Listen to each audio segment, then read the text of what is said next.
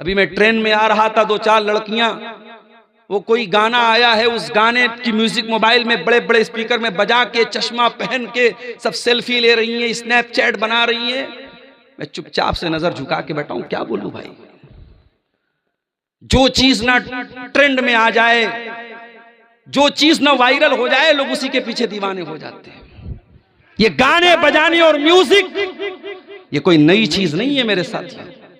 अल्लाह ने इब्लीस को जब छूट दी थी तो इस बात की भी छूट दी थी, वस्तफ्सिस मन इस्तता मिनहुम बिसौतिक।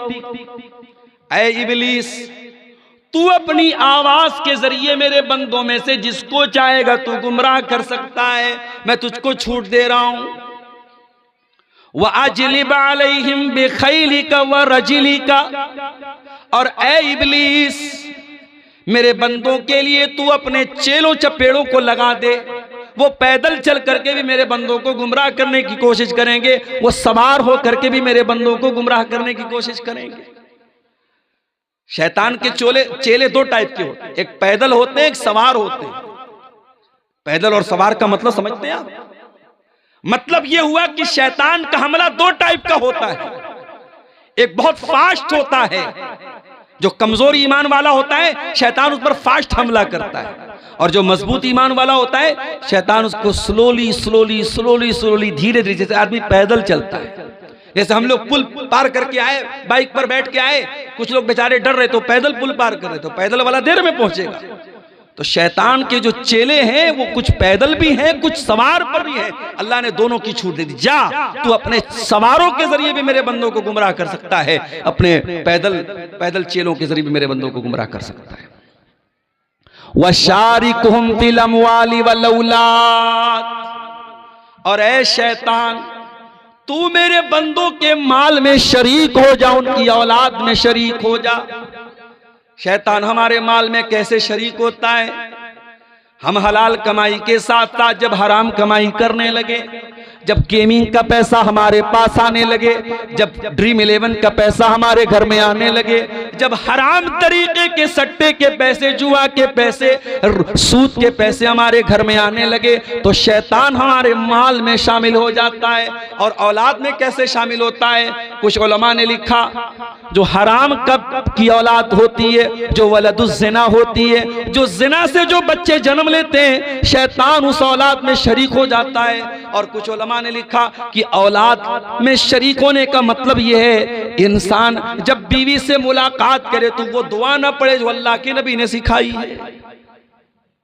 कितने लोगों को तो दुआ भी नहीं मालूम है। वो दुआ जो अल्लाह के नबी ने मियां बीवी को पढ़ने की तालीम दी है, उस दुआ को अगर इंसान न पढ़े तो भी शैतान शामिल हो जाता है। और औलाद की तरबियत में अगर इंसान कोताही करे, लापरवाही करे, जैसे आपके पास ताकत है अकीका करने की, आप अकीका नहीं कर रहे हैं, आप शैतान को शामिल कर रहे हैं अपनी औलाद। आप अपने बेटे को अच्छी तालीम से महरूम कर रहे हैं। बेटा मदरसे में पढ़ रहा था, अच्छा टैलेंटेड बच्चा था, लेकिन आपने चंद पैसों के लिए कि बेटा मेरा बड़ा हो गया है, 4 पैसा कमा के लाएगा, पढ़ाई छुड़ा दी उसकी, आप अपनी औलाद में शैतान को शामिल कर रहे हैं मेरे साथी। अल्लाह ताला ने शैतान को इन तमाम चीजों की छूट दी। ऐ शैतान, तू आवाज के जरिए भी मेरे बंदों को गुमराह कर सकता है, और ऐ शैतान, तू अपने चेलों के जरिए भी मेरे बंदों को गुमराह कर सकता है।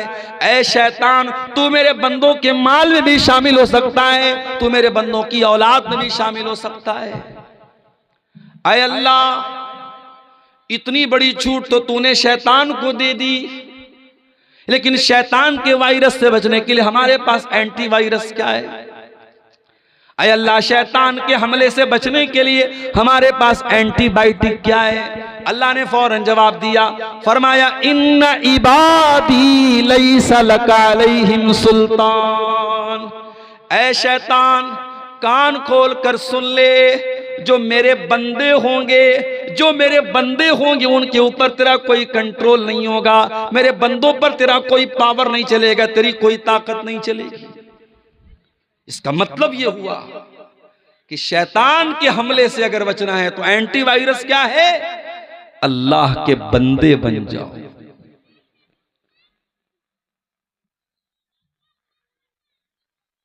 कहां गरम कहां? अल्लाह के बंदे बन जाओ। बंदे कैसे बनोगे अल्लाह के?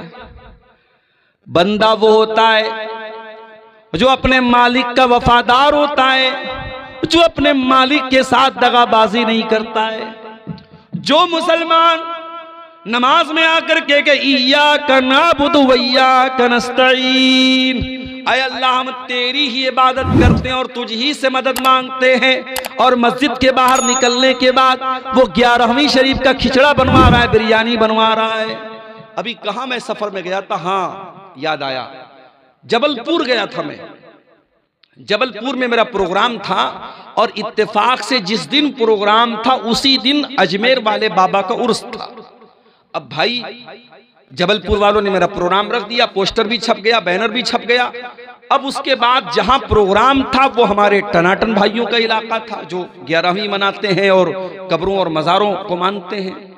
अब उन लोगों, इसके पहले मेरी वहां तकरीर हो चुकी थी और उन लोगों ने बड़े गौर से मेरी तकरीर सुनी थी, उनको मेरी तकरीर पर कोई ऑब्जेक्शन नहीं था। लेकिन जब उनको ये मालूम हुआ कि जिस दिन वो ख्वाजा अजमेरी का उर्स मनाते हैं उसी दिन ये प्रोग्राम है, उन लोगों ने कहा कि नहीं, ये प्रोग्राम हम लोग नहीं होने देंगे। जबलपुर के लोगों ने मुझसे कॉल किया, मैंने कहा कोई बात नहीं, उनको एतराज है, आप जलसा कैंसिल कर दीजिए, मस्जिद में कर लीजिए जलसा, बाहर मैदान में मत कीजिए। तो वहां जब मैं गया तो मैंने अपनी आंखों से ये मंजर देखा कि साहब उनके नाम पे ख्वाजा मोइनुद्दीन चिश्ती अजमेरी के नाम पे, जिनको ख्वाजा गरीब नवाज भी कहा जाता है, आप लोगों के यहाँ भी कहीं कहीं देखेंगे दुकानों का नाम लिखा जाता है KGN mobile shop, KGN biryani centre. तो केजीएन का मतलब क्या होता है? ख्वाजा गरीब नवाज। मैं एक मरतबा गुलबर्गा गया था, वहां एक भाई ने बड़ा अच्छा इसका मतलब बताया। उसने कहा केजीएन का मतलब होता है कोई गारंटी नहीं। भाई जिसको अल्लाह पर यकीन है उसकी कोई गारंटी नहीं है। तो ये केजीएन लिखते ख्वाजा गरीब नवाज। किसको मानते हैं गरीब नवाज? हिंदुस्तान के एक बहुत बड़े पीर को, एक अल्लाह के वली को, जिनका नाम ख्वाजा मोइनुद्दीन चिश्ती अजमेरी है रहमतुल्लाह अलैह, जिनकी कब्र जो है वो अजमेर में है।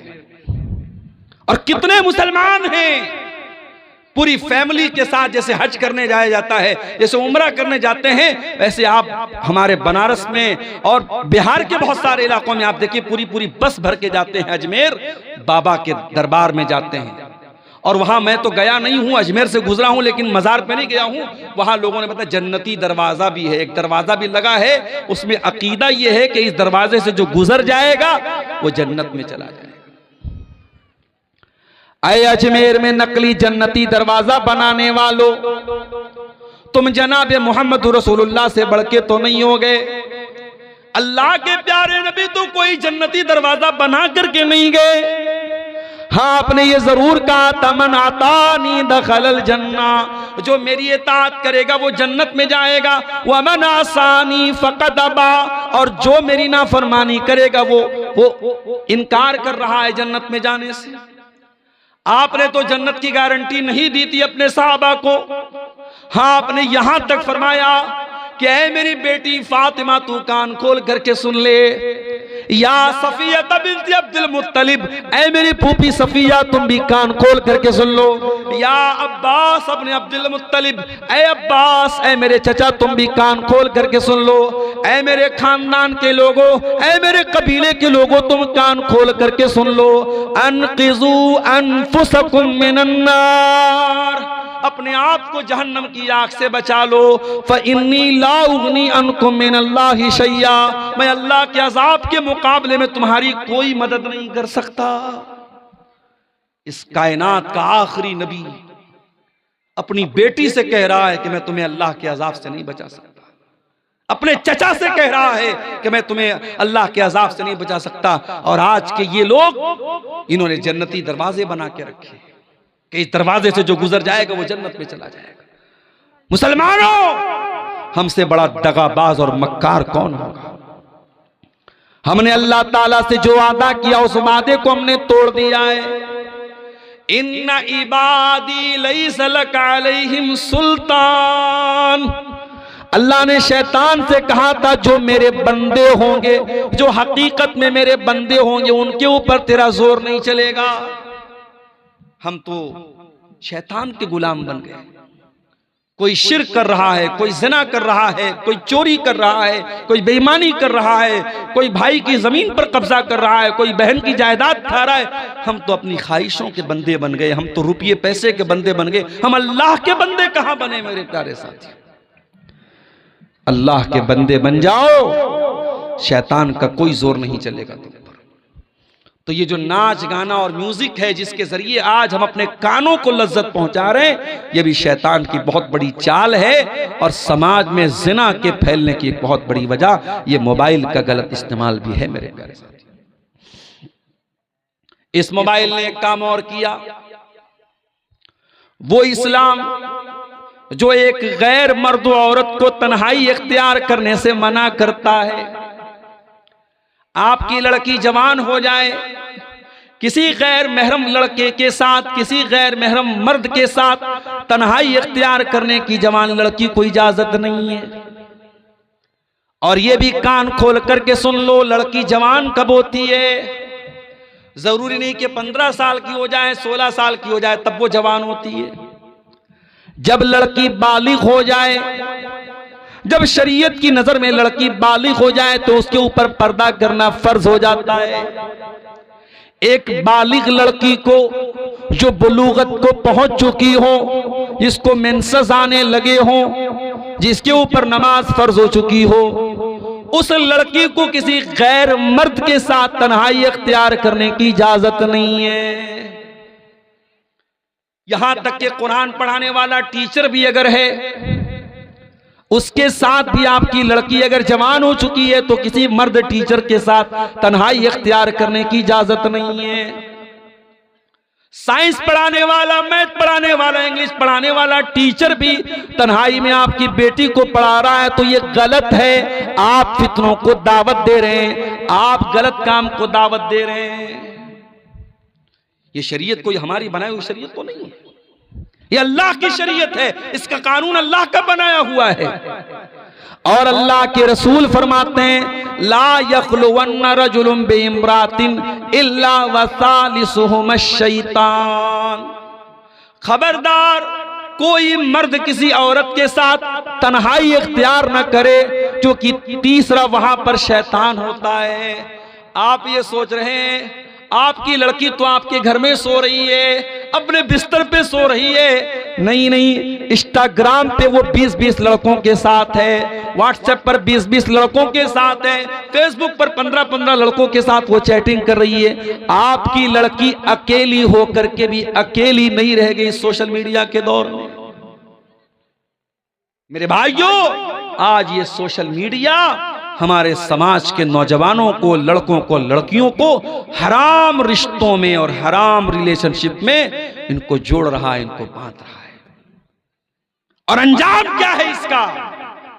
अंजाम इतना भयानक है कि आप सोच भी नहीं सकते। अंजाम यह है कि भाई नकली आईडी बना करके चैटिंग कर रहा है अपनी ही बहन से, बहन भी नकली नाम से चैटिंग कर रही है अपने ही भाई से। भाई को नहीं मालूम कि मैं अपनी बहन से बात कर रहा हूं, बहन को नहीं मालूम कि मैं अपने भाई से बात कर रही हूं। दोनों ने नकली आईडी बनाई हुई है। एक दूसरे से प्यार और मोहब्बत की बातें करने के बाद जब मिलना तय हुआ, होटल का कमरा तय हो गया, और उस होटल में जब वक्त मौऊद पर, वक्त मुकर्ररा पर जब लड़का मिलने जाता है, क्या देखता है कि अपनी ही सगी बहन से वो मिलने जा रहा है। दोनों ने एक दूसरे को देखकर शर्म से नजरें झुका ली और वहां से वापस चले गए। हो लोगो, तुम किसी और की बहन बेटी के साथ जो काम करने जा रहे हो सकता है कि वही काम तुम्हारी बहन बेटी के साथ कोई और करने वाला हो। इसीलिए जब एक नौजवान अल्लाह के रसूल के पास आया और उसने आकर के ज़िना की इजाजत मांगी और फरमाया, कहा, अय अल्लाह के नबी, इज़न ली बिज़िना, मुझे ज़िना की इजाजत दे दीजिए। अल्लाह के नबी का समझाने का अंदाज कितना प्यारा था।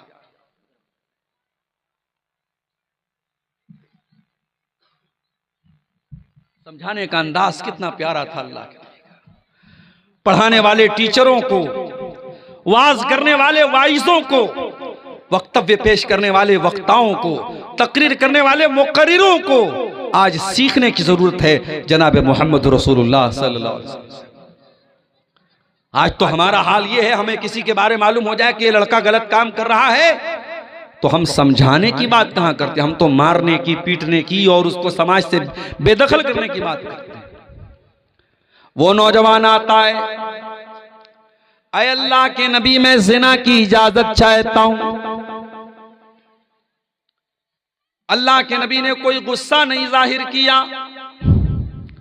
गौर करना, नबी का दौर है, सहाबा का दौर है, खुलेआम वो नौजवान आता और जिना की इजाजत मांग रहा है। अल्लाह के नबी अपने करीब उसको बुलाते हैं और एक ही सवाल पूछते हैं, तो हिब्बुहु li उम्मिका, ये बताओ कि क्या तुम ये पसंद करोगे कि तुम्हारी मां के साथ ये हरकत की जाए?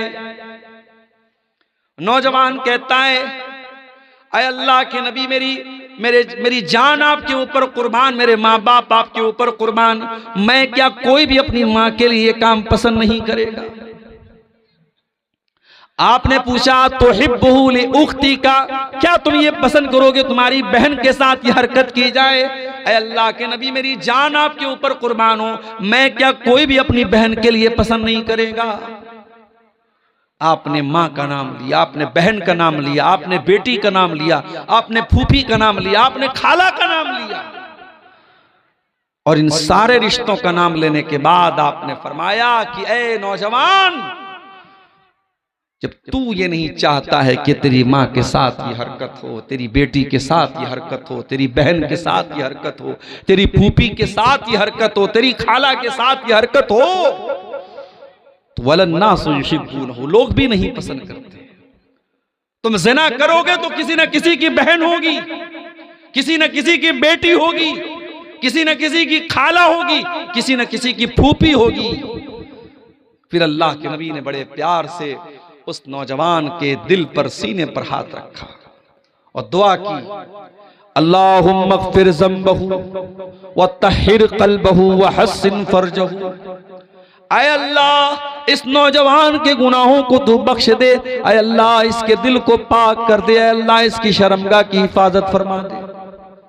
मुस्नद अहमद की सही रिवायत है, वो नौजवान वहां से चला जाता है और उस दिन के बाद से उस नौजवान के दिल में बुराई का ख्याल तक भी नहीं आता है।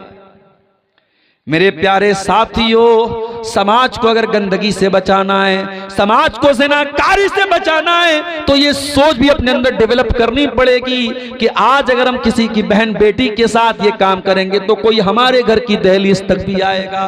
इसीलिए अल्लाह जब कुरान में ज़िना का जिक्र करता है, फरमाता है वला तक़रबुज़्ज़िना, ऐ मेरे बंदो तुम ज़िना के करीब भी ना जाना, इन्नहु काना फ़ाहिशतन व साअ सबीला, इसलिए कि ये बहुत गंदा काम और बहुत बुरा रास्ता है।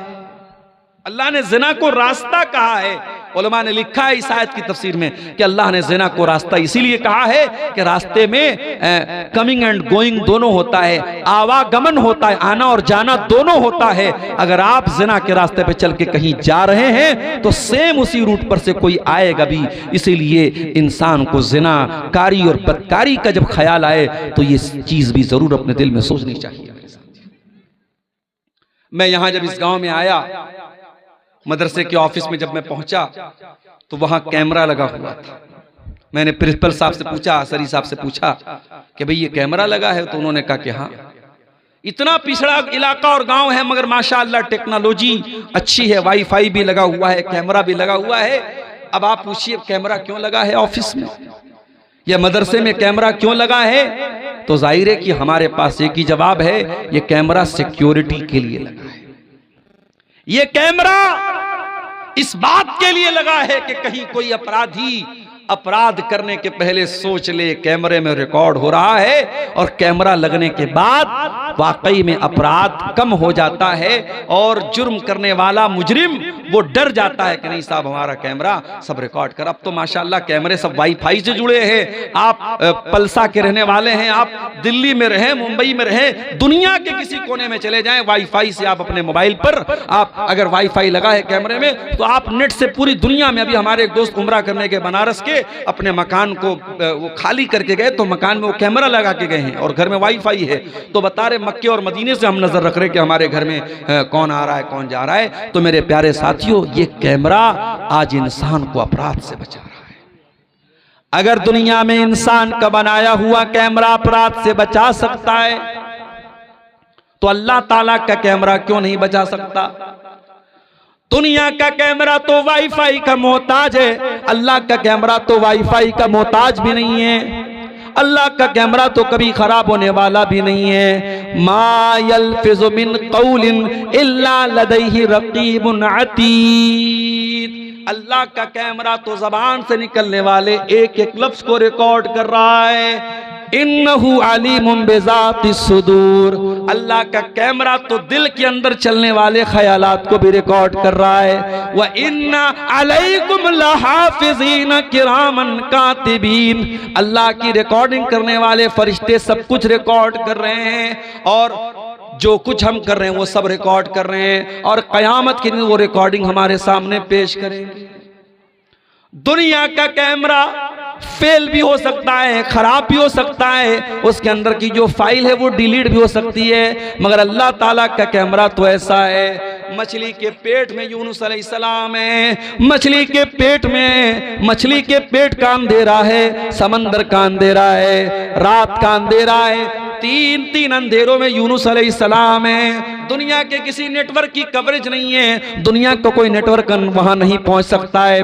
फनादा फिज़्ज़ुलुमात। मेरे अल्लाह की कुदरत तो देखो मेरे भाइयों, मेरे अल्लाह का पावर तो देखो। जब यूनुस अलैहिस्सलाम ने मछली के पेट में अल्लाह को पुकारा, तीन अंधेरों में अल्लाह को पुकारा और क्या पुकारा?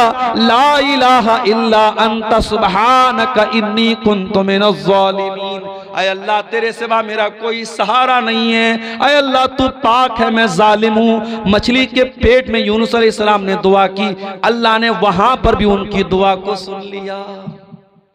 जहां कोई कवरेज ना हो वहां अल्लाह का कवरेज है। नबी के दौर में एक औरत ने, उसके शौहर ने ज़िहार कर लिया। औरत का नाम खौला बिन्त सालबा था। शौहर ने ज़िहार कर लिया। अरब में दस्तूर था, जब शौहर बहुत गुस्से में होता था बीवी के ऊपर तो कह देता था अंते कज़ार उम्मी अलैया, तू मेरे लिए वैसी ही है जैसे मेरी माँ की पीठ है। इसीलिए उलमा कहते हैं कि औरत अगर आपके निकाह में है, बीवी अगर है, तो बीवी को प्यार मोहब्बत में आप बाबू बोल दें, सोना बोल दें, जानू बोल दें, मगर बाज लोग बीवी को बेटा बोल देते हैं, नहीं बोलना चाहिए। या बाज लोग बीवी को मारे गुस्से, अरे मेरी माँ, ऐसा बोल देते, नहीं बोलना चाहिए। हालांकि बोलने से तलाक नहीं हो जाएगी, उस नीयत से आपने नहीं बोला है, मगर ये अल्फाज भी इस्तेमाल नहीं करने चाहिए। अरब में क्या होता था, लोग अपनी बीवी को गुस्से में कह देते तो तू मेरी माँ की पीठ की तरह है, तो वो बीवी हराम हो जाती थी। दौरे जाहिलियत में यही कानून था कि अगर शौहर बीवी से ज़िहार कर लेगा तो बीवी हमेशा के लिए हराम। खौला बिन्ते सालबा कई बच्चों की मां थी, बूढ़ी हो चुकी थी, 40-50 साल उनकी उम्र हो चुकी थी। उनके शौहर ने उनसे ज़िहार कर लिया।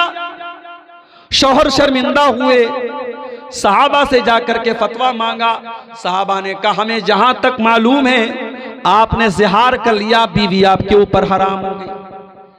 बड़े गौर से सुनना पलसा वालों, वो औरत चल करके अल्लाह के नबी के पास आई और आकर के कहती है अल्लाह के नबी, अकल शबाबी, मेरे शौहर ने मेरी जवानी को, मेरा शौहर खा गया, मैं निकाह करके आई थी, जवान थी, आज अधेड़ हो चुकी हूँ, 50 साल मेरी उम्र हो चुकी है। अय अल्लाह के नबी, जवानी तो मेरी खा गया और आज बुढ़ापे में मुझसे ज़िहार कर लिया है, मैं छोटे छोटे बच्चों को लेकर के कहाँ जाऊंगी। अय अल्लाह के नबी, मेरे मायके में भी कोई नहीं है, मेरा कोई भाई बहन भी नहीं है, मैं कहाँ जाऊंगी, किसके दर पे जाऊंगी। नबी अकरम ने फरमाया, अय खौला बिनते सालबा, अगर तुम्हारे शौहर ने तुमसे ज़िहार कर लिया है तो मेरे पास तुम्हारा कोई सॉल्यूशन नहीं है, तुम अपने शौहर के ऊपर हराम हो चुकी हो। इतना कह करके वो औरत रोने लगी और अल्लाह के नबी ने इतना कह करके दरवाजा बंद कर लिया। हो लोगो, तुमने तो नारे लगा के रखे हैं कि हम तो रसूल के दरबार से जाके हर चीज ले लेंगे, यहां तो रसूल ने भी अपना दरवाजा बंद कर लिया है। वो औरत रोती हुई घर आती है और आकर के वजू करती है, मुसल्ला बिछाती है और अल्लाह की बारगाह में सजदे में गिर जाती है और कहती है, अल्लाह मेरा सजदे से, तेरी बारगाह में ये सजदे से सर तब तक न उठेगा जब तक तू मेरे बारे में कुरान की कोई आयत नाजिल न कर देगा, जब तक मेरे बारे में शरीयत का कोई हुक्म नाजिल न कर देगा। अय अल्लाह, मैं तेरी दुखियारी बंदी कहाँ जाऊंगी। आज तेरे नबी ने भी अपना दरवाजा बंद कर लिया है, तेरे नबी से मैंने झगड़ा किया, बहस किया, मगर उन्होंने भी कोई सुनवाई नहीं की और उन्होंने भी कह दिया कि मैं अपने शौहर के ऊपर हराम हो चुकी हूं। अय अल्लाह, अब तू ही कोई रास्ता निकाल दे। ये कह करके खौला बिनते सालबा अल्लाह की बारगाह में सजदा करके रोने लगती है। दुआ का बड़ा बेहतरीन जो उसकी जगह है वो सजदा है। अगर आपको कोई दुआ अल्लाह से करनी है, कोई चीज मांगनी है, जिनके घर में औलाद नहीं है उनको तरीका बता रहा हूं, जो नौकरी के लिए परेशान है उनको तरीका बता रहा हूं, जो रोजगार के लिए परेशान है उनको तरीका बता रहा हूं। रात के आखिरी पहर में उठो, जिस पहर में दुनिया सो रही हो, ये टाइम अल्लाह को मनाने का टाइम है। ये वो टाइम है जब अल्लाह खुद आसमान दुनिया पर नाजिल होता है और कहता है, मेरे बंदो मुझसे मांगो मैं तुम्हें दूंगा। ये जो रात का आखिरी पहर है, फजर के 2 घंटा 1.5 घंटा पहले का जो टाइम है, ये बड़ा प्यारा टाइम है और यही वो टाइम है। ततजाफा जुनूबुहुम अनिल मज़ाज यदऊन रब्बहुम खौफन व तमा। अल्लाह के नेक बंदे उसी टाइम बिस्तर से अलग होकर के अल्लाह को पुकारते रहते हैं। यदऊन रब्बहुम खौफन व तमा, वो अल्लाह के अजाब से डरते भी हैं और अल्लाह से रहमत की उम्मीद भी लगाते हैं। ओ औलाद से महरूम जोड़ो, ओ रोजी रोटी से परेशान लोगो, ओ कारोबार से परेशान लोगो, रात में उठा करो, तहज्जुद पढ़ा करो और तहज्जुद के सजदे में गिर करके अल्लाह से अपना सवाल करो, अल्लाह से मांगो तुम्हें जो मांगना है। खौला बिनते सालबा अल्लाह से दुआ करती हैं और अल्लाह कुरान की आयत नाजिल कर देता है, क़द समिअल्लाहु क़ौलल्लती तुजादिलुका फ़ी ज़ौजिहा व तश्तकी इलल्लाह। ऐ मेरे नबी, अल्लाह ताला ने उस औरत की फरियाद को सुन लिया जो आपसे आकर के झगड़ा कर रही थी। तश्तकी इलल्लाह, आपसे झगड़ा कर रही थी और अल्लाह से शिकवा कर रही थी। वल्लाहु यस्मउ तहावुरकुमा, और ऐ नबी, जब आप उस औरत से बातचीत कर रहे थे, अल्लाह ताला आपकी और उस औरत की बातचीत को सुन रहा था। हजरत आयशा कुरान की आयत के नाजिल होने के बाद कहती हैं, बड़ी पाक है वो ज़ात जो अर्श के ऊपर मुस्तवी है, जो 7वें आसमान के ऊपर अर्श पर उसकी ज़ात है, लेकिन वो अर्श वाली ज़ात अपनी बंदी की बातचीत को सुन रही थी। अल्लाह ताला अपनी उस बंदी की बातचीत को सुन रहा था, जबकि मैं वो आना फी नाहियतिल बैत, मैं उसी घर के कोने में थी, मैं उस औरत की बात नहीं सुन पाई, मगर नबी से उस औरत ने जो बातचीत की वो अल्लाह ताला ने सुन ली। ये ईमान होना चाहिए हमारा, अल्लाह का वो डर होना चाहिए हमारे अंदर। दुनिया में कोई देखे या ना देखे, अल्लाह देख रहा है, और अल्लाह जो देख रहा है मेरे प्यारे साथियों, तो अल्लाह हिसाब भी लेगा। फमन यामल मिस्काल ज़र्रतिन खैरन यरा, जर्रा बराबर तुम कोई नेकी करोगे वो भी सामने देख लोगे। वमन यामल मिस्काल ज़र्रतिन शर्रन यरा, और जर्रा बराबर तुम कोई गुनाह करोगे वो भी तुम अपने सामने देख लोगे। अल्लाह के तराजू पर सबको तौला जाएगा। फमन यामल मिस्काल ज़र्रतिन खैरन यरा, अल्लाह के तराजू पर तुम्हारे नामे आमाल में अगर कोई नेकी होगी तुम उसको भी सामने देख लोगे। वमन यामल मिस्काल ज़र्रतिन शर्रन यरा, और जर्रा बराबर नामे आमाल में कोई गुनाह होगा वो भी तुम देख लोगे। अल्लाह के रसूल के पास एक सहाबी आए, अल्लाह के नबी मेरे कुछ गुलाम हैं, बड़ी बदतमीजी मेरे साथ करते हैं, बड़ी नाफरमानी करते हैं, मैं उनको गाली भी दे देता हूँ, कभी कभी मार भी देता हूँ। अय अल्लाह के नबी कहीं अल्लाह ताला क्या मेरी पकड़ तो नहीं होगी, कहीं मुझको सजा तो नहीं दी जाएगी? आपने फरमाया ऐ मेरे सहाबी, तुम्हारे जो गुलाम तुम्हारी नाफरमानी करते हैं, तुम्हारे साथ जो बदतमीजी करते हैं, अल्लाह ताला के उसको भी तौला जाएगा, और तुम जो सजा देते हो उसको भी तौला जाएगा।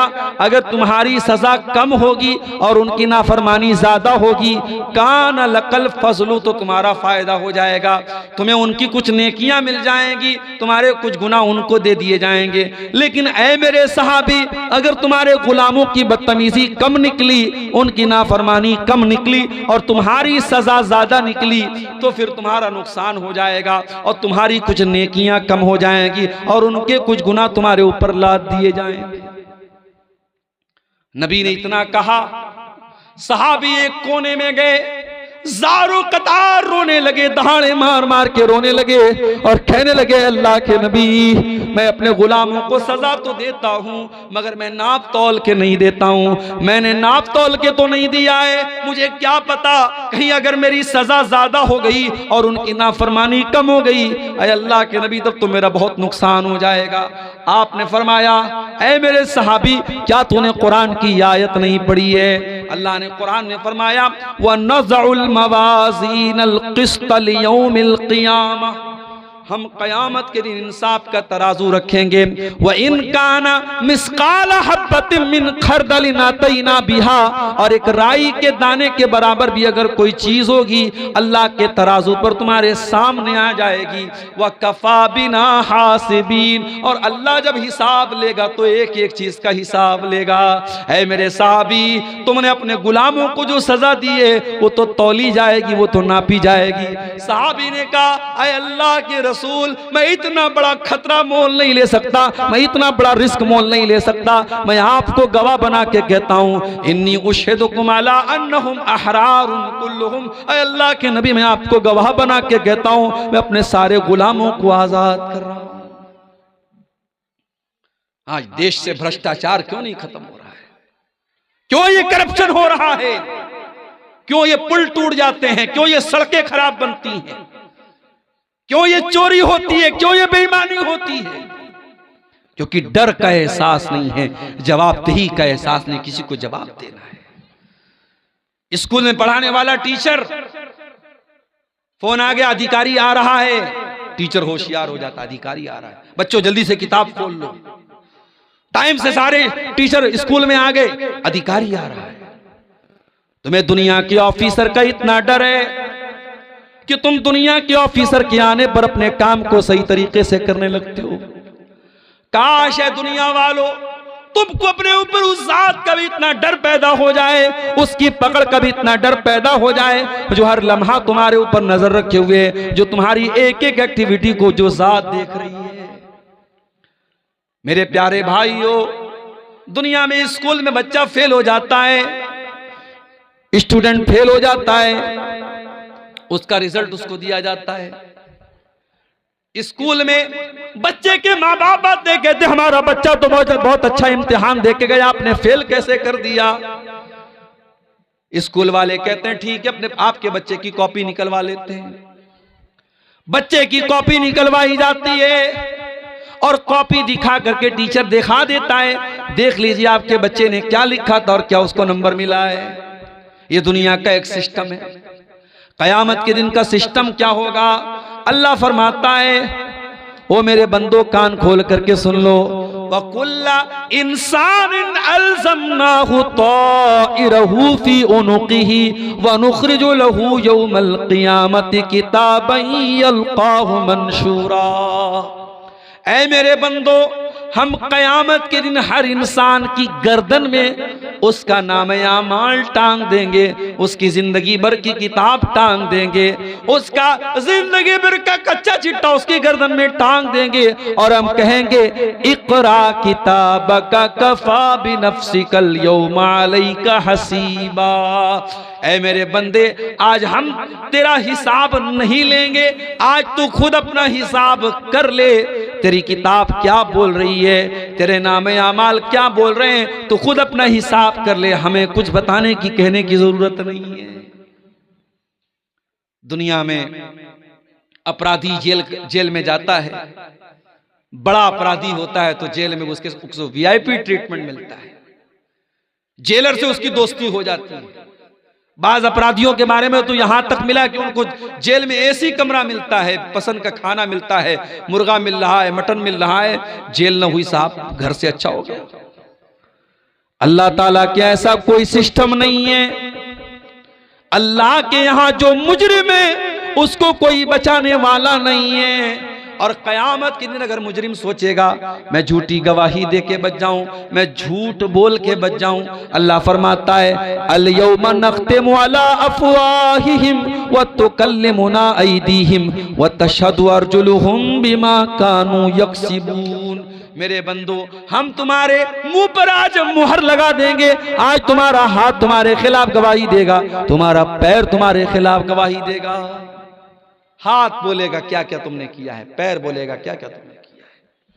हत्ता इज़ा मा जाऊहा शहीदा अलैहिम समूहुम व अबसारुहुम व जुलूदुहुम बिमा कानू यामलून। इंसान के कान उसके खिलाफ गवाही देंगे, इंसान की आंखें उसके खिलाफ गवाही देंगी, इंसान की चमड़ी उसके खिलाफ गवाही देगी। वक़ालू लिजुलूदिहिम लिमा शहीदतुम अलैना, और इंसान अपनी चमड़ी से कहेगा तू कैसे बोल रही है। क़ालू अंतक़नल्लाहु अल्लज़ी अंतक़ कुल्ल शै, इंसान की चमड़ी कहेगी आज अल्लाह ने हमको बोलना सिखाया, हम बोल सकते हैं। जब आज एआई का दौर आ गया, एआई के दौर में इतनी चीजें जो इम्पॉसिबल थी पॉसिबल हो गई। आप यहां बैठे हैं, यहां पलसा में बैठे, आपका फोटो मैंने यहां लिया है और उस फोटो को मैं वीडियो बना के ताजमहल के पास आपको पहुंचा सकता हूं, जामा मस्जिद के पास आपको पहुंचा सकता हूं। एआई के जरिए सब मुमकिन है। तो जब एआई के जरिए इंसान इतनी तरक्की कर सकता है तो वो अल्लाह जिसने इंसान को इतना दिमाग दिया है, मेरे प्यारे साथियों, कल क़यामत के दिन वो अल्लाह तबारक व तआला हमारी चमड़ी को भी हमारे खिलाफ गवाह बना करके खड़ा कर देगा। अब जरा सोचो, हमारा हाथ हमारे खिलाफ गवाही दे रहा है, हमारे पैर हमारे खिलाफ गवाही दे रहे हैं, हमारी चमड़ी हमारे खिलाफ गवाही दे रहे हैं। मेरे प्यारे साथियों, इन तमाम चीजों से अगर हमें बचना है तो हमें फिर कुरान की उसी आयत की तरफ लौटना पड़ेगा जो खुतबे मसनूना के बाद मैंने पढ़ी थी। हमें अल्लाह के जिक्र से अपना ताल्लुक जोड़ना पड़ेगा। मैं ये नहीं कहता कि आप कारोबार ना करें, आप रोजी रोटी ना कमाएं, यकीनन बेशक आप खूब पैसा कमाएं। हमारे मदरसे नहीं चलेंगे अगर आप पैसा नहीं कमाएंगे, हमारी मस्जिदें बंद हो जाएंगी अगर आप पैसा नहीं कमाएंगे। आपका पैसा कमाना, दौलत कमाना ये बुरा नहीं है, मगर दौलत को सब कुछ समझ लेना ये बुरा है। इसीलिए अल्लाह ने हमें जो दुआ सिखाई कुरान में, रब्बना आतिना फिद दुनिया हसना व फिल आखिरति हसना व क़िना अज़ाबन नार। ऐ अल्लाह, हमको दुनिया में भी तू भलाई अता फरमा और आखिरत में भी हमको भलाई अता फरमा और जहन्नम की आग से हमको बचा ले। और इसीलिए अल्लाह ताला ने कारून जैसे पैसे वाले को नसीहत की, फरमाया वब्तग़ि फ़ीमा आताकल्लाहु दारल आखिरा। ऐ कारून, तुझको जो दौलत मिली, जो पैसा मिला, इस दौलत के जरिए तू आखिरत की तैयारी कर। वला तंसा नसीबक मिनद दुनिया, और दुनिया में जो तेरा हक है उसको तू मत भूल। दुनिया में जो तेरा हक है, जो हिस्सा है, उसको मत भूल, लेकिन आखिरत की तैयारी कर। मेरे प्यारे साथियों, हमारा जो बुनियादी मकसद होना चाहिए वो आखिरत की तैयारी होना चाहिए। दुनिया की ये 4 दिन की जिंदगी है, ये दगाबाज जिंदगी है, ये बेवफा जिंदगी है, ये धोखे का सामान है। इस दुनिया की जवानी हमेशा नहीं, इस दुनिया की ताकत हमेशा नहीं, इस दुनिया की खूबसूरती हमेशा नहीं, इस दुनिया की दौलत हमेशा नहीं। जिस दिन सांस टूटेगी, जिस दिन दिल की धड़कन बंद होगी सब ठाट पड़ा रह जाएगा। जब लाद चलेगा बंजारा, न हमारी कफन में कोई जेब होगा, न हमारी कब्र में हमको कोई रोशनी करने वाला न होगा, न हमारे बच्चे हमारे साथ कब्र में उतरेंगे। सब हमें छोड़ के मिट्टी दे के हाथ झाड़ के चले जाएंगे। जब कब्र पर हमें लोग मिट्टी देंगे तो गोया कहेंगे लहद तक आपकी ताजीम कर दी, लहद तक आपकी ताजीम कर दी, अब आगे आपके आमाल जाने। अब यहां तक हमने आपकी इज्जत कर दी, कब्र में आपको लेके चले आए, कफना दिया, दफना दिया, अब आगे आपको फेस करना है मेरे प्यारे साथियों। इसीलिए इन मदरसों को चलाओ, इन मदरसों को कायम रखो। इस दौर में ये मदरसे हैं जो बताते हैं कि अल्लाह कौन है, ये मदरसे हैं जो बताते हैं रसूल कौन है, ये मदरसे हैं जो बताते हैं दीन क्या है। कब्र में 3 ही सवाल पूछा जाएगा, तेरा रब कौन है, तेरे रसूल कौन है, तेरा दीन क्या है। और इन तीनों सवालों का जवाब दुनिया की किसी नॉलेज में नहीं मिलेगा, मिलेगा तो रब के कुरान में मिलेगा, मिलेगा तो मुस्तफ़ा के फरमान में मिलेगा। इसीलिए अल्लाह के नबी फरमाते हैं जब बंदा मरने के बाद कब्र में जाता है और मुनकर नकीर उससे सवाल करते हैं तेरा रब कौन है, तेरे नबी कौन है, तेरा दीन क्या है, और बंदा इन तीनों सवालों का सही जवाब देता है तो फरिश्ता पूछता है कि तुझे इन तीनों सवालों का जवाब कैसे पता चला। तो बंदा कहता है करा तो किताब अल्लाह, मैंने अल्लाह की किताब को पढ़ा था, फ़आमनतु बिही, मैं अल्लाह की किताब पर ईमान लाया था, व सद्दक़तु बिही, और मैंने अल्लाह की किताब की तस्दीक की थी। आज 31 दिसंबर की रात है और 12 बजने के बाद अभी 1 बज रहे हैं तकरीबन। पूरी दुनिया में इस वक्त जश्न मनाया जा रहा है। हैप्पी न्यू ईयर के नाम से हजारों लाखों रुपए के पटाखे छोड़े जा रहे हैं। आज शराबें पी जा रही हैं, आज जिनाकारियां हो रही हैं, आज बड़े बड़े पिकनिक स्पॉट पर लड़के लड़कियों को लेके घूमने फिरने गए हैं मेरे प्यारे साथियों। और ये सारे काम करने वालों में अपने आप को मुसलमान कहने वाले लोग भी शामिल हैं। हमें दूसरों से शिकवा नहीं है, हमें शिकवा है उनसे जो अपने आप को मुसलमान कहते हैं। और हमें इकबाल का वो शेर याद आता है, वज़ा में तुम हो नसारा तो तमद्दुन में हुनूद, वज़ा में तुम हो नसारा तो तमद्दुन में हुनूद, ये मुसलमान है जिन्हें देख के शर्माए यहूद। हमारी कौन सी हरकत ऐसी है जो हमको मुसलमान दिखा रही है? जब हमारा रहन सहन, हमारी औरतों का लिबास, हमारी चाल ढाल सब कुछ ये बता रही है कि हमारा इस्लाम से कोई लेना देना नहीं है, तो फिर हम किस चीज़ के मुसलमान हैं मेरे प्यारे साथियों? इसलिए हमें और आपको कुरान की उस आयत पर अमल करना चाहिए, या अय्युहल्लज़ीना आमनू उदखुलू फिस्सिल्मि काफ़ा, ऐ ईमान वालो अधूरे मुसलमान मत बनो, दावेदारी वाले मुसलमान न बनो, ज़बानी मुसलमान न बनो, इस्लाम में पूरे के पूरे दाखिल हो जाओ। अगर इस्लाम को फॉलो करते हो तो तुम्हारे लिबास से भी पता चलना चाहिए कि तुम मुसलमान हो, तुम्हारी औरत के पर्दे से भी पता चलना चाहिए कि तुम मुसलमान हो, तुम्हारी औलाद के चाल चलन से भी पता लगना चाहिए कि तुम मुसलमान हो, तुम्हारे शादी ब्याह से पता लगना चाहिए कि तुम मुसलमान हो। आज कितने जगहों पर, कानपुर में अभी एक प्रोग्राम में मैं गया, बताया वहां लोगों ने मुसलमान की शादी में डीजे बज रहा है। अपने आप को अहले हदीस कहने वाले कुछ लोग भी ऐसे हैं वहां जो आज अपने शादियों में डीजे बजवा रहे हैं और गाने नाच गाने करवा रहे हैं। ये शर्म से चुल्लू भर पानी में डूब मरने की बात है मेरे साथ।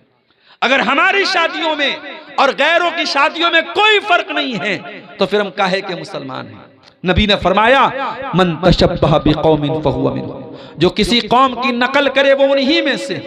इसीलिए ये बर्थडे मनाना, ये एनिवर्सरी मनाना, ये सालगिरह मनाना, ये नया साल मनाना, ये मदर्स डे मनाना, ये फादर्स डे मनाना, ये चोंचलेबाजी इस्लाम में नहीं है, माफ कीजिएगा।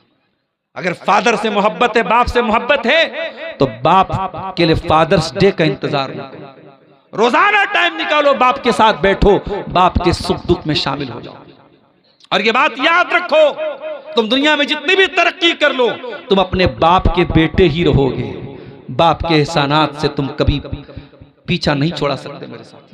बाप जब तक जिंदा है तुम्हें कदर नहीं हो रही है, जिस दिन बाप जाएगा तुम्हें अंदाजा होगा कितने बोझ थे जो तुम्हारा बाप अपने सर पे उठाता था और तुमको तुम्हारे बाप ने बिल्कुल तुमको उससे बरी करके रखा था, तुम्हें बेखौफ करके रखा था।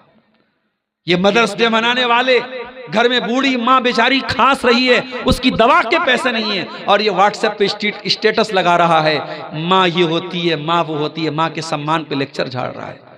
ये चोंचलेबाजियां इस्लाम की नहीं है मेरे प्यारे साहब, इस्लाम बरी है इनसे। इसलिए अपने आप को इन चोंचलेबाजियों से आजाद करो, अपने निकाह को सिंपल बनाओ। निकाह में लड़के को वलीमा करना है, वलीमा की ताकत है तो वलीमा करो, वो भी ताकत नहीं तो वलीमा फर्ज नहीं, जरूरी नहीं है वलीमा। और मैं कभी कभी सोचता हूं लोग बैंक से लोन लेके शादियां करते हैं। इसी बिहार में मेरे पास नमूने मौजूद हैं, लोगों ने बताया मौलाना अपना खेत बेच के लड़की की शादी लोग करते हैं, जमीनें बेच के लड़की की शादी करते हैं। और ये सारी कुर्बानी देकर जब आप शादी करते हैं और लोगों को दावत खिलाते हैं तो ये बेगैरत लोग आपके यहां आकर के दावत खाएंगे, हाथ धो के चले जाएंगे और कहेंगे अरे यार खाना बहुत अच्छा नहीं था, चावल ऐसा था तो गोश्त ऐसा था तो रोटी ऐसी थी, वो कमेंट करके चले जाएंगे। इसका मतलब यह हुआ कि हम हजारों लोगों को जो खाना खिला रहे हैं अपनी गाड़ी कमाई से, कर्जे लेकर, लोन लेकर, ये हमारे कोई खैर खा लोग नहीं है। कहीं कहीं तो बारात लौट गई है साहब, बारात के मतलब का नाश्ता नहीं मिला, बारात के मतलब का खाना नहीं, बारात लौट जाती है। इतने बेगैरत हो चुके हैं मेरे प्यारे साथियों हम और आप। एक इंसान न जाने कहां कहां से इंतजाम करके अपनी बेटी की शादी करता है, उसकी इज्जत का सवाल होता है, और वहां बाराती जाकर के वहां एटीट्यूड दिखाता है कि हमें ये नाश्ता चाहिए और हमें वो नाश्ता, हमें देसी मुर्गा चाहिए और हमें ये चाहिए। वहां जाकर के तुम नौटंकी करते हो, चुल्लू भर पानी में डूब मरना चाहिए। न इस्लाम में बारात की कोई हैसियत है, न जहेज की कोई हैसियत है, न ये बारातियों के एटीट्यूड की कोई हैसियत है। नबी ने 9 शादियां, नबी की 9 बीवियां एक साथ थी, नबी ने टोटल 11 शादियां की। नबी की बीवियों में कौन सी बीवी की शादी के मौके पर नबी बारात लेके गए, जरा बता दो हमको। नबी की 4 बेटियां थी, कौन सी बेटी को नबी ने जहेज दिया, जरा बता दो हमें। आज हम और आप अपने आप को अहले हदीस बोलते हैं, हमारा हाथ सीने पर, हम नमाज में रफुल यदैन करने वाले, आमीन जोर से बोलने वाले, सिर्फ हम नमाज के अहले हदीस हैं, सिर्फ हम इबादत में अहले हदीस हैं? नहीं मेरे साथी, हमें अपनी शादियों में भी अहले हदीस बनना पड़ेगा, हमें अपने लेन देन में भी अहले हदीस बनना पड़ेगा। अहले हदीस वो है जो कुरान और हदीस पर चलने वाला हो, जिसका अखलाक भी कुरान और हदीस वाला, जिसकी शादी ब्याह भी कुरान और हदीस वाली, जिसका लेन देन भी कुरान और हदीस वाला। आज अफसोस की बात है, कितने हमारे इसी सीमांचल के इलाके में मैं देखता हूं नमाज से कोई मतलब नहीं, पैसा आ रहा है, मदरसे में खूब चंदा दे रहे हैं, मस्जिद में खूब चंदा दे रहे हैं, नमाज से कोई मतलब नहीं। अल्लाह की रस्सी बहुत ढीली करके रखी, अल्लाह ने जिन रस्सी टाइट कर लेगा तुम्हें सड़क पर आते हुए देर नहीं लगेगी। दुनिया में मिसालें मौजूद हैं, कल करोड़पति थे आज सड़क पर आ गए, कल बादशाह थे आज भीख कटोरा मांग के भीख मांग रहे हैं, कटोरा लेकर के। अल्लाह की पकड़ से डरो मेरे भाइयों। अगर तुम नमाज नहीं पढ़ते और तब भी अल्लाह रोजी दे रहा है, तुम अल्लाह को याद नहीं करते तब भी तुम्हारा काम चल रहा है, तो ये मत समझो कि अल्लाह तुमसे खुश है। अल्लाह ने ढील दे के रखी, और जिस दिन अल्लाह रस्सी को टाइट करेगा तुम्हारे पास भागने का रास्ता नहीं बचेगा। इसीलिए अल्लाह कुरान में कहता है, रिजालुल्ला तुलहीहिम तिजारतुम वला बैउन अन जिक्रिल्लाह।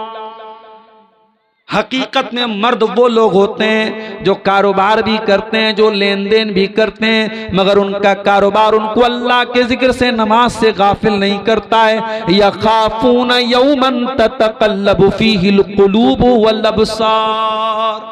वो उस दिन से डरते हैं जिस दिन आंखें अपनी जगह पे नहीं रहेंगी, कलेजे अपनी जगह पे नहीं रहेंगे, आंखें उलट पलट जाएंगी, कलेजे उलट पलट जाएंगे।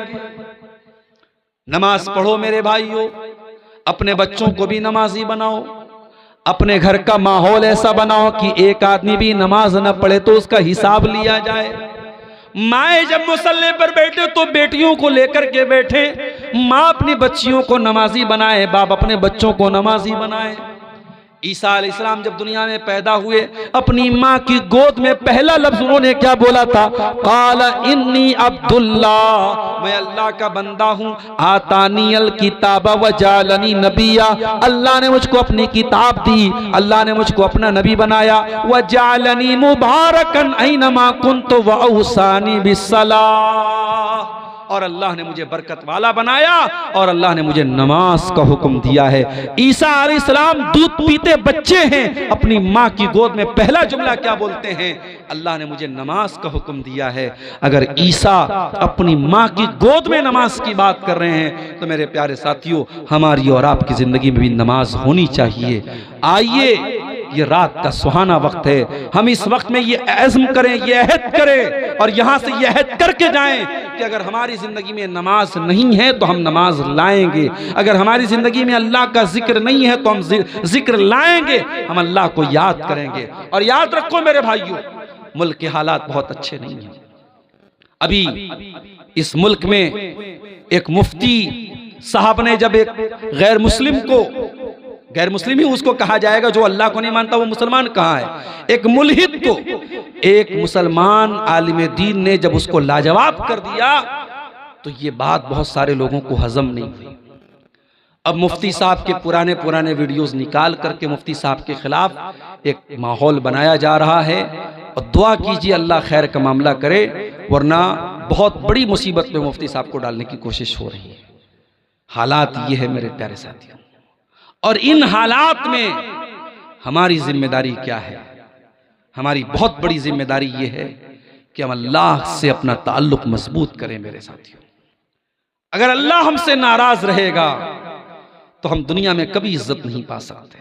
इज्जत और जिल्लत अल्लाह के हाथ में। वलिल्लाहिल इज्जतु वलि रसूलिही वलिल मोमिनीन। इज्जत अल्लाह के लिए, इज्जत रसूल के लिए, इज्जत ईमान वालों के लिए। वतुइज़्ज़ु मन तशा वतुज़िल्लु मन तशा। अल्लाह जिसे चाहता है इज्जत देता है, अल्लाह जिसे चाहता है जिल्लत देता है। अगर हमें दुश्मन की चाल से बचना है, अगर हमें जालिमों के जुल्म से बचना है, तो हमें अल्लाह से अपना ताल्लुक मजबूत करना पड़ेगा मेरे साथियों। इसीलिए अल्लाह कुरान में कहता है फज़कुरूनी अज़कुरुकुम वश्कुरूली वला तकफुरून। मुझे याद करो, मैं तुम्हें याद करूंगा। ऐ मेरे बंदो, जब तुम्हारी जिंदगी में हमारा जिक्र होगा, जब तुम हमको याद करोगे तो हम तुमको याद करेंगे। जब तुम हमारा शुक्रिया अदा करोगे तो हम तुम्हें दुनिया में इज्जत देंगे। मेरा शुक्रिया अदा करो, मेरी नाशुक्री मत करो। इसीलिए अल्लाह ताला को अगर हम याद करेंगे तो अल्लाह ताला हर मौके पर हमको याद रखेगा और हम पर अपने कर्म की बारिश करेगा। इसलिए मेरे साथियों, मुल्क के मौजूदा हालात में जब हमें अपनी जान के मुतालिक, अपनी मसाजिद के मुतालिक, अपनी आबरू के मुतालिक, अपने वजूद के मुतालिक हमें बहुत सारे खतरात और अंदेशे हैं, ऐसे नाजुक मोड़ पर हम हिंदुस्तान में इस वक्त खड़े हैं। हमें और आपको अल्लाह से अपने ताल्लुक को मजबूत करने की ज़रूरत है मेरे प्यारे साथियों। और कुरान की वही आयत में फिर से रिपीट कर रहा हूँ, वमन अअरज़ा अन ज़िक्री फ़इन्न लहू मईशतन ज़न्का, कि जो मेरे जिक्र से मुंह मोड़ेगा हम उसकी ज़िंदगी को तंग बना देंगे और उसे क़यामत के दिन हम अंधा बना करके उठाएंगे। मेरे प्यारे साथियों, जलसे के जिम्मेदारान ने मुझसे एक बात ये कही थी कि कुछ लोग अभी तक ऐसे हैं इस जलसे में जिन्होंने जलसे को ताउन नहीं किया है और वो आपके हाथ पे आकर के कुछ ताउन करना चाहते हैं। जलसे वालों ने मुझसे गुजारिश की थी कि बहुत पिछड़ा इलाका है और यहाँ इदारे के लिए ताउन की ज़रूरत है। ये इन्होंने भाई साहब ने अच्छा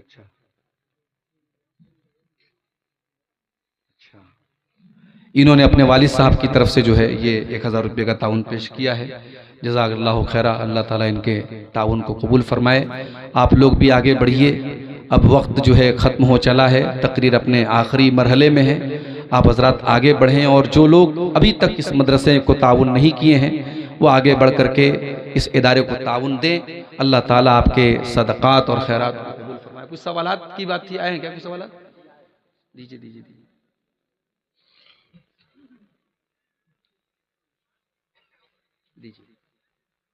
इकट्ठे दीजिए।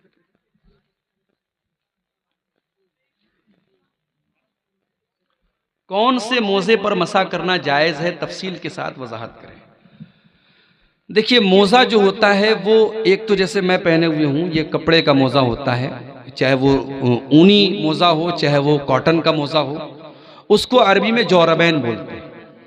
और एक मोज़ा होता है चमड़े का मोज़ा, उसको खुफ़ैन बोलते हैं।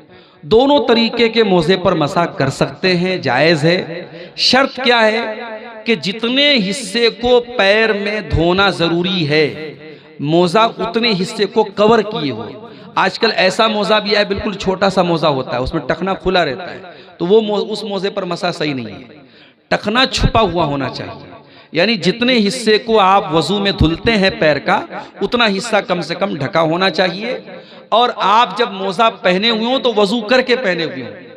तो अब उस मोजे पर आप अगर मुकीम हैं, अपने घर पर हैं, तो एक दिन और एक रात, मिसाल के तौर पर आज अगर जोहर की नमाज के बाद आपने वजू करके मोजा पहना है, तो कल अगले दिन आप जोहर तक उस मोजे को पहने पहने आप मसा करके नमाज पढ़ सकते हैं। हाँ, अगर बीच में आप मोजा उतार देंगे तो फिर दोबारा आपको पैर धो करके फिर पहनना पड़ेगा।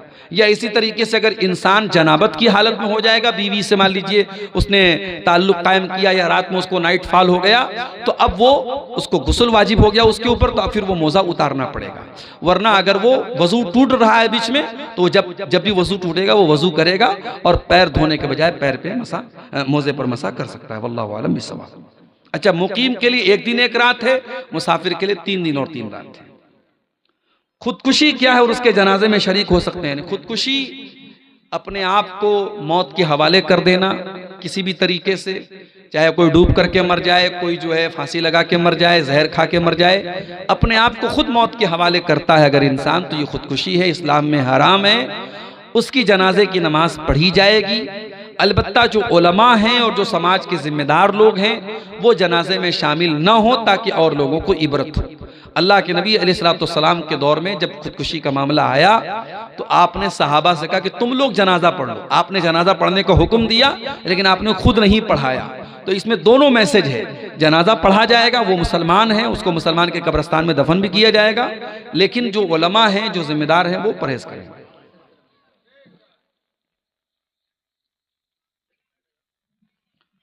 नमाज़े बाजमात मुक्तदी सूरह फातिहा के अलावा कोई सूरत पढ़े या नहीं?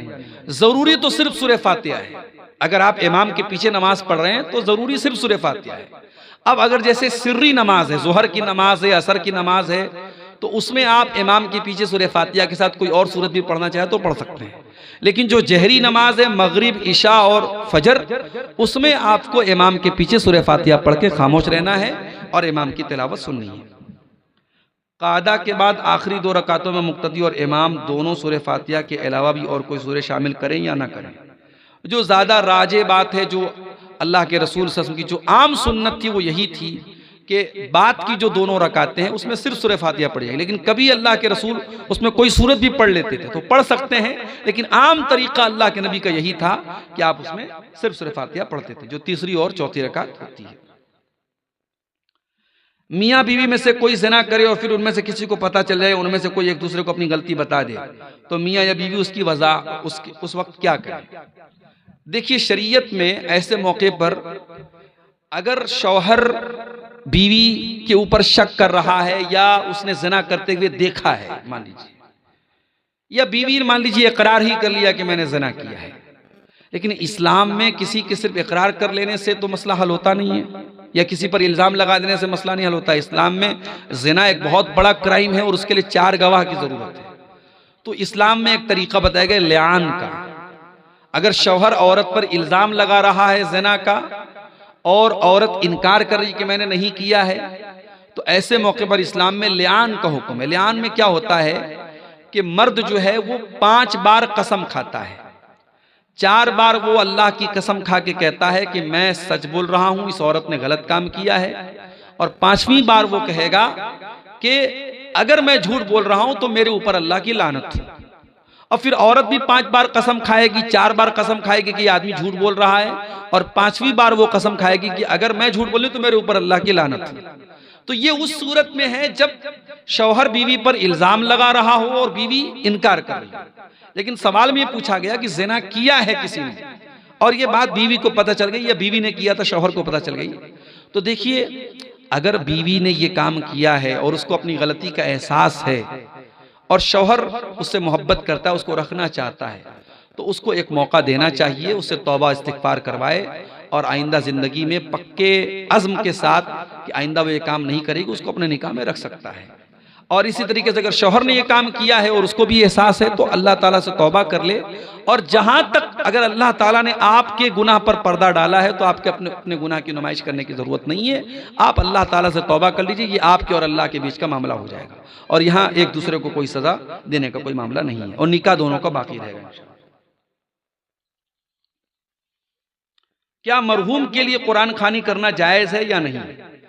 कुरान का सवाब किसी और को पढ़ के बख्शना, ट्रांसफर करना, इसका कोई सबूत नहीं है। आप जिंदगी में भी किसी को कुरान पढ़ के ट्रांसफर नहीं कर सकते। दुआ कर सकते हैं आप, लेकिन मैं तिलावत करूं और आपको उसका सवाब ट्रांसफर करूं, इसका कोई तरीका कुरान और हदीस से साबित नहीं। तो जब जिंदगी में साबित नहीं है तो मरने के बाद भी साबित नहीं है। मरे हुए इंसान की तरफ से आप सदका कर सकते हैं, उसकी तरफ से अगर उसका रोजा छूटा था तो रोजा पूरा करेंगे आप। अगर उसकी हज की ताकत थी और उसने हज नहीं किया था या हज की ख्वाहिश थी, किसी मजबूरी की वजह से हज नहीं कर पाया, तो आप उसकी तरफ से हज कर सकते हैं। शर्त यह है कि आप अपना हज कर चुके हों। लेकिन कुरान पढ़ने का कोई सबूत नहीं है, लिहाजा कुरान नहीं पढ़ा जाएगा। वल्लाहु आलम बिस्सवाब। आदमी किसी ऐसी जगह है जहां मस्जिद नहीं और अजान की आवाज भी नहीं पहुंचती है, तो क्या आदमी वहां खुद अजान दे के नमाज पढ़ेगा? हिंदू अक्सरियत वाले इलाके में, उस सूरत में देखिए, अल्लाह के नबी की कुछ हदीसों से यह पता चलता है कि अगर इंसान सहरा में है, बयाबान में है, अकेला है, दूर दूर तक कोई नहीं है, वहां भी नमाज का टाइम है तो वो अजान दे के नमाज पढ़े। तो उस हदीस से तो यही बात समझ में आती है जो सवाल में पूछा गया कि अगर इंसान ऐसी जगह है जहां मस्जिद नहीं और अजान की आवाज नहीं आ रही है तो वहां पर भी वो अजान देगा और नमाज पढ़ेगा। लेकिन ये अजान देना फर्ज और वाजिब नहीं है। अगर उसकी बस्ती में आसपास में कहीं अजान हो रही हो तो काफी है, वो बगैर अजान के भी नमाज पढ़ सकता है। लेकिन अगर अजान की आवाज कानों तक नहीं आ रही तो वो खुद अजान दे के नमाज पढ़े तो ज्यादा बेहतर है। और अगर हिंदू अक्सरियती इलाका है और मुल्क का माहौल आप देख रहे हैं, अगर वहां अजान देने से किसी किस्म के फितने का अंदेशा है तो वो खामोशी के साथ इकामत कह करके नमाज पढ़ ले, इंशाअल्लाह कोई हरज की बात नहीं है। दुआए कुनूत के बारे में वजाहत कीजिए, हाथ उठा के कर सकते हैं या नहीं, रमजान में या गैर रमजान में?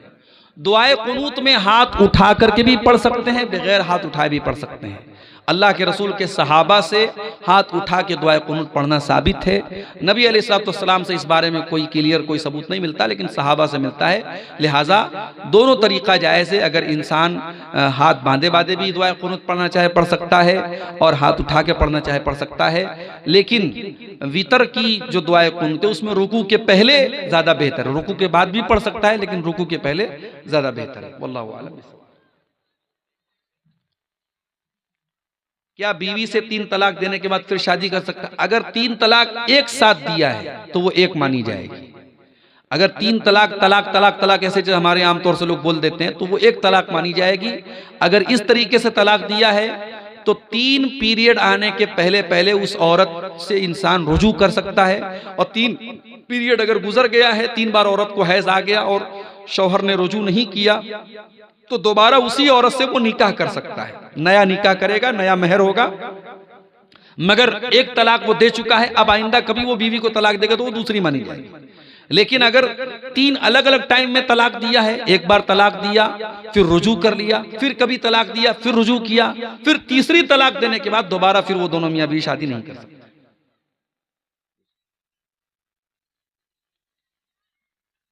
गैर मुस्लिम के लिए भलाई की दुआ कर सकते हैं? कर सकते हैं। गैर मुस्लिम की भलाई के लिए दुआ करते तो हिदायत के लिए भी दुआ कर सकते हैं, है ना। उसके लिए सिर्फ मगफरत की दुआ नहीं कर सकते। जब तक वो गैर मुस्लिम है मगफरत की दुआ नहीं करेंगे। उसकी हिदायत के लिए, उसकी भलाई के लिए, कोई गैर मुस्लिम आपका दोस्त है, वो कारोबार कर रहा है, ठीक है भाई अल्लाह तुम्हारे कारोबार में बरकत दे, ऐसा बोल सकते हैं, कोई हर्ज की बात नहीं। जहेज लेना नाजायज है लेकिन फिर भी लड़की वाले दे तो क्या ले सकते हैं? देखिए, जो चीज गलत है सो गलत है। आप जहां तक मुमकिन हो उसके खिलाफ डटिए, मना कीजिए। और नाजायज तो नहीं इसको उलमा कहते हैं, जहेज लेना कोई नाजायज नहीं है, बस ये एक ऐसी रस्म है, रिवाज है जिसकी वजह से शादी एक बोझ बन गई, खासतौर से लड़की के बाप के लिए। तो आप अगर ले रहे हैं, डिमांड कर रहे हैं तो बहुत गलत है। और अगर आपने इनकार किया और फिर भी लड़की का बाप दे रहा है और आपने ले लिया है तो ये हराम और नाजायज नहीं है। लेकिन अगर इसी तरीके से हर आदमी लेता रहेगा तो बंद कैसे होगा? इसलिए जहां तक मुमकिन हो इसका विरोध करना चाहिए और नहीं लेना चाहिए। वजू की हालत में नाखून काटने से वजू टूटता है या नहीं? नहीं, नाखून काटने से वजू नहीं टूटता। मियां बीवी पूरे नंगे हो करके आपस में मुलाकात कर सकते हैं, कोई हर्ज की बात नहीं है, लेकिन पर्दे का एहतमाम का तकाजा यह है कि इंसान मुकम्मल तरीके से बिल्कुल बेलिबास ना हो। इंसान अगर अपने हाथों से, आजकल जैसे बाज नौजवानों में जो बुराई एक बड़ी आमतौर से पाई जाती है, अपने हाथों से वो जो गलत काम करते हैं उसके बारे में सवाल किया, उसका कफ़ारा क्या है? उसका कोई कफ़ारा नहीं है। इंसान अल्लाह ताला से तौबा इस्तिग़फ़ार करे और आइंदा इस काम के न करने का पक्का इरादा करे, बस यही इसका कफ़ारा है। दाढ़ी का साइज बनाना कैसा है? जैसे दाढ़ी का छीलना गलत और हराम है, दाढ़ी का साइज बनाना भी गलत है। दोनों बराबर नहीं है। जो एकदम दाढ़ी नहीं रखता है वो ज्यादा बड़ा गुनाह कर रहा है, लेकिन जो दाढ़ी को यानी सेटिंग कर रहा है और छोटी कर रहा है तो वो भी गलत कर रहा है। अल्लाह के नबी से दाढ़ी के सिलसिले में जो हदीस मिलती है कि दाढ़ी को उसके हाल पे छोड़ दिया जाए। नमाज की हालत में उंगली चटकाना कैसा है? गलत है, मना किया गया हदीस में। एक रकात वाली वित्र की नमाज में सूरह फातिहा के बाद कितनी सूरत पढ़नी चाहिए और कौन कौन सी? सूरह फातिहा के बाद आप कोई भी सूरत पढ़ सकते हैं एक रकात वाली वित्र में। बेहतर है कि आप सूरह इखलास पढ़ लें, कुल हुवल्लाहु अहद, जो अल्लाह के नबी तीसरी रकात में पढ़ते थे, वही एक रकात में आप वही पढ़ लीजिए। और आपको इख्तियार है, आप चाहें तो उसके अलावा भी कोई सूरत पढ़ सकते हैं। वजू करने के बाद शर्मगाह देखने से वजू टूटता है या नहीं? शर्मगाह देखने से वजू नहीं टूटता है। शर्मगाह को बगैर कपड़े के हाथ लगाने से वजू टूटता है। अगर डायरेक्टली कोई शर्मगाह को हाथ लगाएगा तो उसका वजू टूट जाएगा। क्या फर्ज नमाज के बाद या पहले सुन्नतें नहीं पढ़ने से गुनाह होगा? गुनाह तो नहीं होगा। फर्ज तो इंसान के ऊपर जो फर्ज नमाजें वही हैं, लेकिन सुन्नतें जो अल्लाह के नबी पाबंदी से पढ़ते, इसको हम सुन्नतें मुअक्कदा कहते हैं, अगर ये इंसान इसको लगातार छोड़ेगा तो ये अल्लाह के रसूल की मोहब्बत के खिलाफ है, आपकी सुन्नत पर अमल के खिलाफ। अगर आपको नबी से मोहब्बत है तो नबी की सुन्नतों से भी मोहब्बत होनी चाहिए। और जिन चीज़ों को अल्लाह के नबी ने पाबंदी से किया है उनको हमें पाबंदी से करना चाहिए। इसलिए सुनने रवातिब जो हैं, जो सुन्नतें जिनको हम कहते हैं, उनको नहीं छोड़ना चाहिए। क्या कब्रिस्तान में जाके माँ बाप के लिए दुआ करना जायज़ है? बिल्कुल जायज़ है, मगर कोई दिन मत मुतय्यन कीजिए, कोई टाइम मत फिक्स कीजिए। आप कभी भी कब्र पे जाके दुआ कर सकते हैं। और हाँ, कब्रिस्तान जाकर के दुआ करना जरूरी नहीं, आप घर में बैठ के भी दुआ कर सकते हैं, मस्जिद में बैठ के भी दुआ कर सकते हैं। किसी के दिमाग में ये ना रहे कि हम कब्रिस्तान जाएंगे तभी दुआ होगी, लेकिन कभी कभी कब्रिस्तान जाना चाहिए, जा सकते हैं। वलदुज़्ज़िना या बिन्तुज़्ज़िना से शादी करना जायज़ है या नहीं? जायज़ है। उस बेचारे की तो कोई गलती नहीं, उसके माँ बाप उसके गुनाह के जिम्मेदार हैं, उसकी कोई गलती नहीं। मदरसे में जो सदका आता है उसमें किसका हक होता है? हॉस्टल वाले बच्चे का होता है या जागीर वाले बच्चे का होता है? देखिए, हॉस्टल या जागीर से मतलब नहीं है। मदरसे में जो सदका आता है, अगर वो मदरसा दीनी तालीम दे रहा है और उसमें ज्यादातर गरीब बच्चे पढ़ रहे हैं तो वो तमाम लोगों पर वो पैसा खर्च हो सकता है। हाँ, अगर उसमें कुछ ऐसे बच्चे हैं जो मालदार घर के हैं तो उनको खाने वगैरह का जो पैसा है वो देना चाहिए। बाकी मदरसे की पढ़ाई पर, बच्चों के तालीम पे जो पैसा खर्च हो रहा है तो सदका का पैसा खर्च हो सकता है, कोई हरज की बात नहीं है। ज़कात का पैसा भी उस पर खर्च हो सकता है, क्योंकि अल्लाह ताला ने ज़कात के जो मसारिफ बयान किए हैं उसमें एक वफ़ी सबीलिल्लाह भी है। तो फ़ी सबीलिल्लाह में बहुत सारे उलमा का ये कहना है कि मदारिस भी आते हैं, दीनी इदारे भी आते हैं, क्योंकि यहाँ पे दीन की तबलीग होती है। तो दावत और तबलीग के ताल्लुक से जितनी चीज़ें हैं वो सब फ़ी सबीलिल्लाह में आती हैं, लिहाजा उस पर सदका और ज़कात की रकम खर्च कर सकते हैं। क्या अपनी कमाई से अपना अकीका दे सकते हैं? अगर माँ बाप ने किसी वजह से नहीं किया तो आप दे सकते हैं, कोई हर्ज की बात नहीं है। क्या बकरा के बदले में कोई बड़ा जानवर दे सकते हैं? कुछ उलमा ने इजाज़त दी है बड़े जानवर की, लेकिन कोई मजबूत दलील नहीं है उसकी। हदीसों से जो बात साबित है वो छोटे जानवर की साबित है, लिहाजा बेहतर और औला यही है कि इंसान छोटे जानवर का, भेड़ा हो या बकरा हो, उसी का अकीका दे। बड़े जानवर के अकीका का कोई मजबूत दलील उसकी मिलती नहीं है। गाँव में फितरा इकट्ठा करके नमाज अदा करने के बाद तकसीम करते हैं, क्या ये सही है? कुरान और हदीस की रोशनी में जवाब दें। बेहतर ये है कि आप उसको नमाज के पहले ही तकसीम कर दें, इसलिए कि अल्लाह के नबी ने बड़ी सख्ती के साथ कहा है कि फितरा जो है वो हमें ईद की नमाज के पहले पहले निकालना है, और आप उसको जमा करके बाद में तकसीम कर रहे हैं तो ये मुनासिब बात नहीं है। उसको जो भी हकदार हैं पहले ही वहाँ दे देना चाहिए, चाहे वो इस्तेमाल बाद में करे, लेकिन दे देना चाहिए उसको पहले ही। नमाज जनाजा में तकबीर के साथ रफुल यदैन करें या ना करें? दोनों साबित है। जनाजे की नमाज में आप तकबीर के साथ रफुल यदैन कर भी सकते हैं, नहीं भी कर सकते हैं, दोनों का सबूत मिलता है। पहला बच्चा और दूसरे बच्चे के बीच में अगर 1 साल 2 साल का वक्त लिया जाए तो उसका हलाल तरीका क्या है?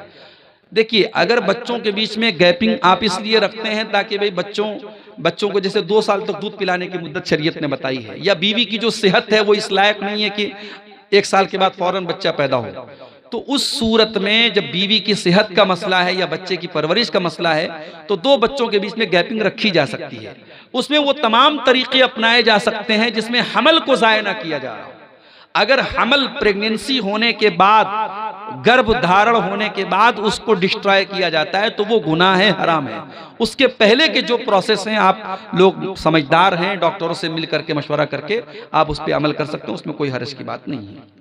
लेकिन कोई परमानेंट तरीका, जैसे नसबंदी होती है परमानेंट, वो हमेशा के लिए बच्चा बंद हो जाता है, तो वो चीज कराना जायज नहीं है। इल्ला ये कि औरत बहुत क्रिटिकल सिचुएशन में हो, डॉक्टरों ने कह दिया हो कि अब आगे अगर बच्चा होगा तो इसकी जान को खतरा है, तो उस सूरत में ऑपरेशन वगैरह कराया जा सकता है। कब्रिस्तान में जूता पहन करके नमाज क्या है? नमाज या मिट्टी देने जाना कैसा है? जा सकते हैं। अल्लाह के रसूल के दौर में लोग जूता पहन के कब्रिस्तान में जाते थे, लेकिन जूता पहनकर कब्र पे चलना ये मुनासिब बात नहीं। अगर आपके कब्रिस्तान में कब्र और बीच का रास्ता अलग अलग नहीं है तो बचना चाहिए।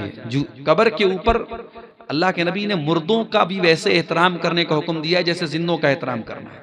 तो किसी की कब्र पे आप जूता पहन के चलें, ये मुनासिब बात नहीं है। तो या तो कब्रिस्तान में चलने का रास्ता अलग हो, और रास्ता अलग नहीं तो जूता पहन के जाने से बचना चाहिए, लेकिन जूता पहन के जाना जायज है। और अगर जूता पहन के आप नमाज पढ़ते हैं जनाजे की, तो नमाज भी पढ़ सकते हैं। बाज लोग क्या करते हैं, जनाजे की नमाज जब पढ़ते हैं तो जूता उतार के उसके ऊपर खड़े होकर पढ़ते हैं, तो वो बेवकूफ़ी है, उसकी कोई ज़रूरत नहीं है। हाँ, अगर जूते में कोई गंदगी लगी है तो उसको ज़मीन पे आप रगड़ लीजिए, साफ हो जाएगा, आप जूते को पहन के नमाज पढ़ सकते हैं। अगर बीवी को मजाक में या गुस्से में कहे कि तुझको तलाक दे दिया, तो क्या तलाक पड़ जाएगी? हो जाएगी तलाक। गुस्से में या मजाक में भी तलाक देने से तलाक हो जाएगी, लेकिन जैसा कि मैंने कहा कि एक बार में एक ही तलाक होगी। ठीक है, हो गए सारे सवाल।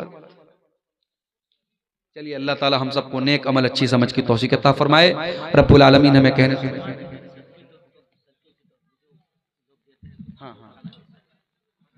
देखिए, जुमा के दिन अगर मस्जिद में कोई नमाजियों